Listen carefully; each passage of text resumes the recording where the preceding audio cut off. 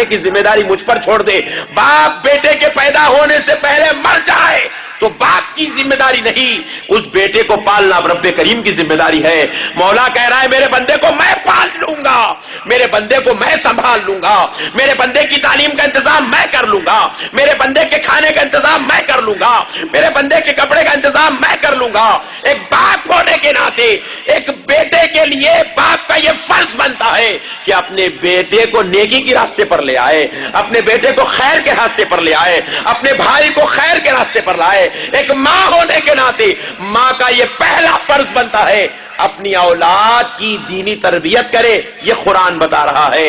ہمارے اوپر کھلانے کی ذمہ داری اتنی نہیں ہے، اولاد کو اخلاق سکھانے کی جتنی ذمہ داری ہے، اولاد کو نیک بنانے کی جتنی ذمہ داری ہے، اولاد کو اچھے ماحول میں پرورش کرنے کی جتنی ذمہ داری ہے.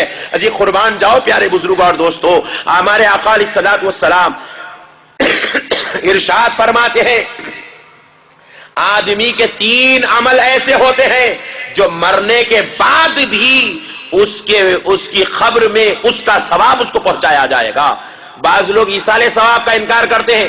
ہم کسی کی زیارت میں ختم قرآن پڑھے تو لوگوں کو ٹینشن، ہم کسی کی برسی میں جو ہے ختم قرآن کرے تو لوگوں کو ٹینشن ہوتی ہے.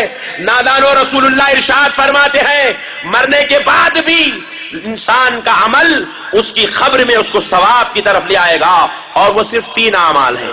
کتنے ہیں میں ذرا بولے؟ 3 اعمال ہیں. رسول اللہ صلی اللہ علیہ وسلم ارشاد فرماتے ہیں، کیونکہ ہمارے پاس وقت کم ہے اب میں ان تفصیلات میں نہیں، صرف ایک بات بیان کرتا ہوں کہ آقا نامدار مدنی تاجدار رحمت اللہ علیہ صلی اللہ علیہ وسلم ارشاد فرماتے ہیں ان تینوں میں پہلا وہ شخص ہے جس کو اللہ نے اولاد عطا فرمائی تھی، جس کو اللہ نے اولاد عطا فرمائی تھی، اور اولاد کے ملنے کے بعد، اولاد والی نعمت سے سرفرازی کے بعد باپ اگر اپنی اولاد کی نیک تربیت کرتا ہے، انہیں اچھے اخلاق سکھاتا ہے، انہیں دینی تعلیم سے سرفراز کرتا ہے، انہیں اللہ کی بندگی کی طرف مائل کرتا ہے، رسول اللہ کی غلامی کا پیغام ان کے کانوں میں دیتا ہے، اور ان کی تربیت اخلاق اور سنت مصطفیٰ کے مطابق کرتا ہے، تو رسول اللہ ارشاد فرماتے ہیں جب وہ باپ بوڑھا ہو گیا اور اپنی آخرت والی منزل خبر کو پہنچ گیا، ادھر بیٹا زمین پر نماز پڑھے گا، نہ صرف اب بیٹے کو ثواب ملے گا، بیٹے کی نماز کا ثواب جتنا بیٹے کو دیا جائے گا اتنا ہی ثواب باپ کی خبر میں بھی پہنچا دیا جائے گا. ذرا غور کرو میرے پیارے بھائیوں، بیٹا اٹھتے بیٹھتے نیکی کرتا رہے گا، باپ کی خبر میں ثواب پہنچتا رہے گا. بیٹا رات میں قرآن کی تلاوت کرے گا، والد کی خبر میں ثواب پہنچ جائے گا.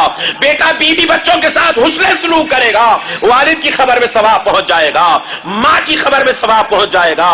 غور کیجئے، تربیت کے لیے رسول اللہ بتا رہے ہیں کہ تم اپنی اولاد کی نیک تربیت کرو، تمہاری موت کے بعد بھی تمہارے ثواب تمہاری خبر میں پہنچاتا جائے گا. معزز سامعین، آج کتنا بدترین دور آ گیا. ایک باپ اپنے ساتھ اپنی اولاد کو ٹی ویوں کے سامنے لے کر بیٹھا ہوا ہے، بند کمروں میں انٹرنیٹ دے کر اپنے بچوں کی زندگیوں کو تباہ کر رہا ہے. ایک ماں اپنی اولاد کے ساتھ نوز باللہ سینما تھیٹروں کے ٹکٹ خرید کر فلمیں دکھا رہی ہے. بتاؤ کیا ایسے ماں باپ اللہ رب العزت کی رضا پا سکیں گے؟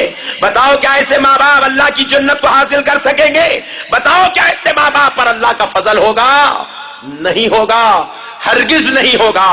بتلائیے، اگر کوئی اولاد برباد ہوتی ہے، تباہ ہوتی ہے، اگر کوئی اولاد گندے راستہ اختیار کرتی ہے، میری اپنی فکر یہ ہے، میرا اپنا ذہن اور خیال یہ ہے، کوئی اولاد تباہ نہیں ہوتی، کوئی اولاد برباد نہیں ہوتی، کوئی اولاد نافرمان نہیں ہوتی جب تک کہ اس کے ماں باپ خود اس کو نافرمان نہیں بنا دیتے.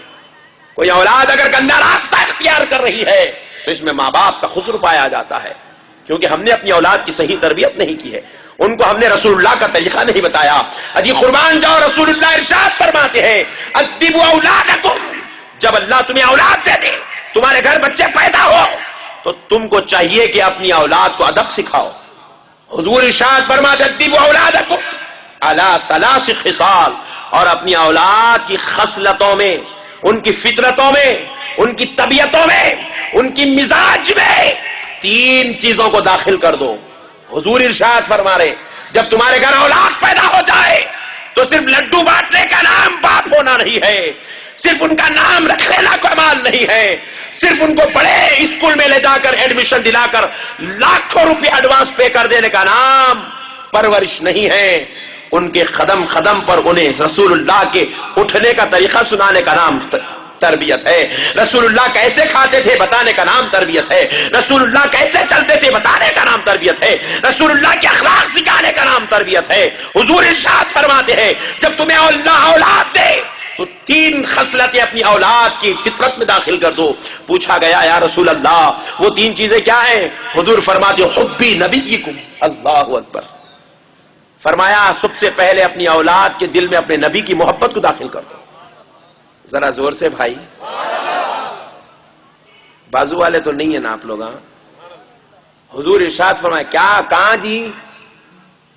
نوز باللہ جوانی کی عمر میں لے جا کے بازو لے جا کے 40 دن 6 مہینے 4 مہینے لے جا کے محبت نکال کے لا رہے ہیں.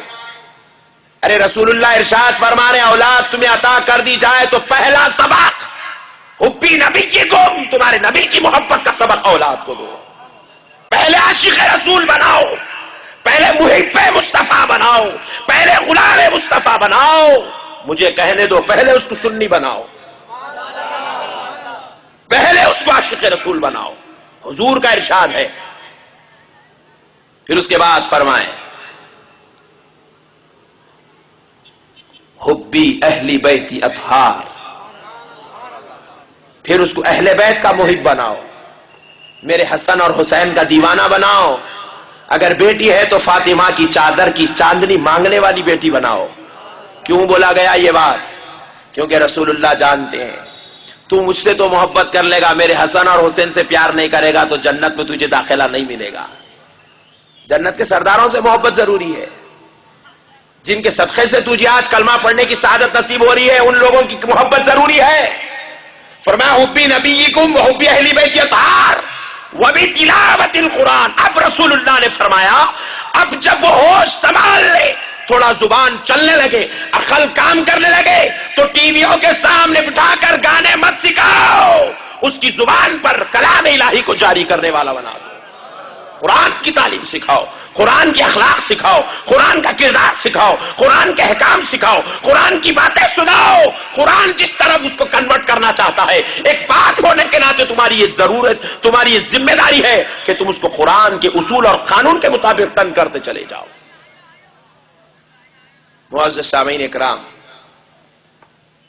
بڑے افسوس کی بات ہے آج معاشرے میں ہماری بچوں کی تربیت یہود اور نصارہ کے طریقے کے مطابق ہو رہی ہے, جبکہ اللہ تبارک و تعالیٰ قرآن شریف میں ارشاد فرمایا آپ برا نہیں مانتے ہیں تو تھوڑا سا ڈائریکٹلی گفتگو کریں.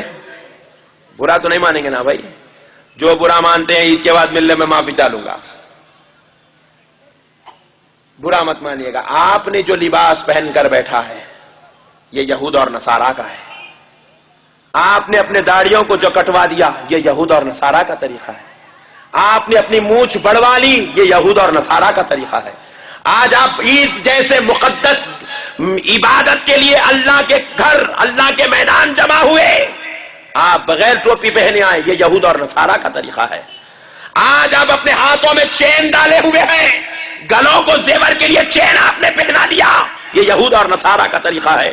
اللہ سے پوچھتے ہیں اللہ ہم یہود اور نصارہ کے طریقوں کو اختیار کر رہے ہیں, مولا کیا کوئی تیری طرف سے حکم ہے؟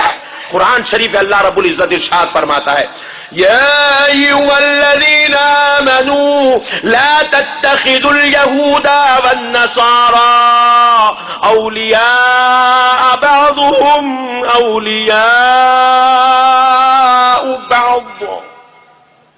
اللہ رب العزت نے ارشاد فرمایا اے ایمان والو, مجھے کہنے دو اے سنیو, اللہ کہہ رہا ہے اے ایمان والو لا تتخذوا اليہود والنصارى, یہود اور نصارہ کو مت پکڑو, ان کے پیچھے مت چلو, ان کے جیسے مت بنو, ان کے طریقے اختیار مت کرو, ان کا ساتھ مت لو, ان کی مدد مت لو, ان کو اپنا دوست مت بناؤ, ان کے طریقے کو مت اختیار کرو.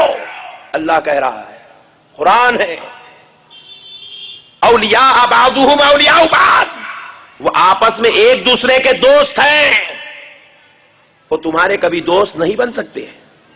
اللہ کہہ رہا ہے ان کا طریقہ ان کے لیے اچھا ہوگا, ان کا طریقہ تمہارے لیے کبھی اچھا نہیں ہو سکتا. ان کی دوستی تمہارے لیے اچھی نہیں ہو سکتی، ان کے نقش قدم تمہارے لیے اچھے نہیں ہو سکتے۔ معزز سامعین کرام، اللہ کہہ رہا ہے بندو تم میرا کھاتے ہو، میری زمین پر چلتے ہو، میرے دیے ہوئے مال سے تم اپنی زندگی گزار رہے ہو، میری دی ہوئی بیوی تمہارے گھر میں ہے، میری دیے ہوئے بچے تمہارے پاس ہے، میرا دیا ہوا مال تمہارے پاس ہے، میری دی ہوئی تجارت، کاروبار، ماں باپ، بھائی بہن، عزت، رشتہ دار، شہرت، سب کچھ میرا ہے، اور میں تمہارا خدا ہوں۔ تمہیں یہ حکم دے رہا ہوں کہ تم یہود اور نصارہ کے طریقے پہ مت چلو۔ پھر میرے بھائی، ہم رب کا کھائیں، رب کی زمین پہ چلیں، رب کے بندے کہلائیں، بار بار اللہ اکبر کہیں، پھر جب اس کی بندگی اور غلامی کرنے کی، اس کی نقش حکم کے مطابق چلنے کی بات آئی تو ہم اس کو چھوڑ دیں اور یہود و نصارہ کے طریقے اختیار کر لیں؟ کیا یہ مسلمانیت ہے میرے بھائی؟ کیا یہ بندگی ہے؟ نہیں ہے۔ اس لیے آج ہمیں ضرورت ہے کہ ہم اپنی زندگیوں میں انقلاب برپا کریں، اپنے آپ کو بندگی کے ماحول میں لے آئیں، اپنے آپ کو غلامی کے ماحول میں لے آئیں، اپنے آپ کو اللہ اس کے رسول صلی اللہ تعالی علیہ وسلم کی غلامی، اتباع، اطاعت، فرما برداری کی طرف لے آئے، تاکہ معزز سامعین کرام ہمارا رب ہم سے راضی ہو جائے۔ جس طرح دنیا میں اس نے ہمیں شان سے رکھا، ہمیں جنت میں بھی وہ شان والی جگہ نصیب ہو جائے۔ کوشش کریں گے میرے بھائی؟ کریں گے نا بھائی انشاءاللہ؟ بتاؤ میرے بھائی، آج اتنے لوگ دنیا کے اندر ہیں، سب نعوذ باللہ بغیر کسی وجہ کے اسلامی طریقہ چھوڑ کر غیر اسلامی طریقہ اختیار کیے ہوئے ہیں۔ کوئی آدمی دنیا میں یہ چیلنج نہیں کر سکتا، پوری دنیا میں، چاہے وہ امریکہ میں رہنے والا ہی کیوں نہ ہو، یہ چیلنج نہیں کر سکتا کہ میں نے داڑھی کاٹا تو میرے گھر راحت آ گئی، یا میں نے اسلام کے طریقے کو چھوڑا مجھے سکون مل گیا، یا میں نے اللہ کی بندگی اور رسول اللہ کی غلامی کے خلاف یہ کام کیا جس کی وجہ سے مجھے فائدہ ہوا۔ خدا رب ذوالجلال کی قسم، ایسا کوئی دنیا کا مسلمان نہیں کہہ سکتا۔ ارے مسلمان تو مسلمان، کافر